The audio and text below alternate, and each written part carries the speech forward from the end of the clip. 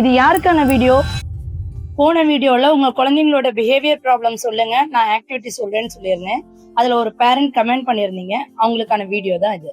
அந்த கமெண்ட்ல என் குழந்தைக்கு 18 வயசு, ஹைப்பர் ஆக்டிவா இருக்கிறாரு, ரொம்ப கோவப்படுறாரு, ஒரு இடத்துல உட்காரல, ஃபேஸ்ல அடிக்கடி அடிச்சுக்கிறாரு, அதே மாதிரி ரொம்ப பேட் பிஹேவியர்லாம் பண்றாரு அப்படிங்கிற மாதிரி கமெண்ட் பண்ணியிருந்தீங்க.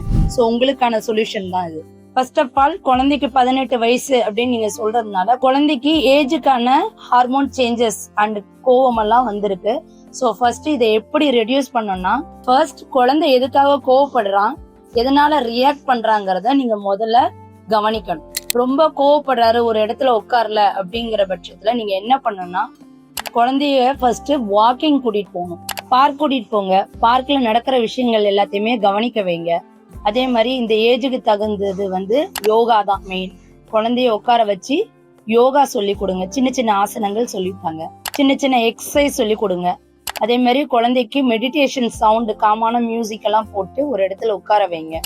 அதை மீறி அவர் உட்காரலன்னா அவருக்கு பிடிச்சமான பொருட்கள் கொடுத்து, உனக்கு நான் எதுவுமே பண்ண மாட்டேன், நீங்க உட்காருங்க அப்படின்னு சொல்லிட்டு சாஃப்டா பேசுங்க.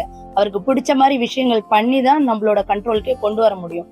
எடுத்தோடனே எல்லாமே பண்ணுங்க அப்படின்னு சொன்னீங்கன்னா குழந்தை ஆப்போசிட்டா தான் ரியாக்ட் பண்ணுவாங்க. மெயினா குழந்தை பேட் பிஹேவியர் பண்றாங்க, கோவப்படுறாங்க அப்படின்னு சொல்லியிருந்தீங்க. இதுக்கு மெயின் சொல்யூஷனே யோகா மட்டும்தான்.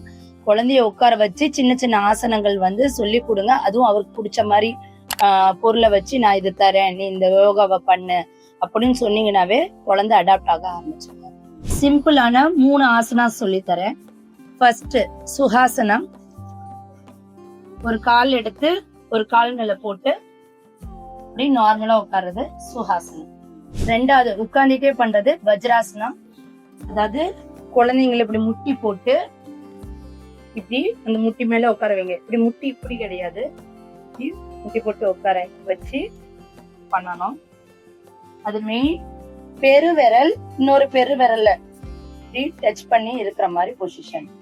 ஸ்ட்ரெயிட்டா முதுகு தண்டை நேரா இப்படி உட்காந்து பண்ணணும். தேர்ட் பத்மாசனம். W ஷேப்ல கால் போட்டு உட்கார வச்சு ஸ்ட்ரைட்டா உட்கார வை. இந்த ஆசனங்கள் செய்யும் போது மெடிடேஷன் மியூசிக், காமான மியூசிக் எல்லாம் போடுங்க. குழந்தைங்க ரிலாக்ஸ் ஆவாங்க.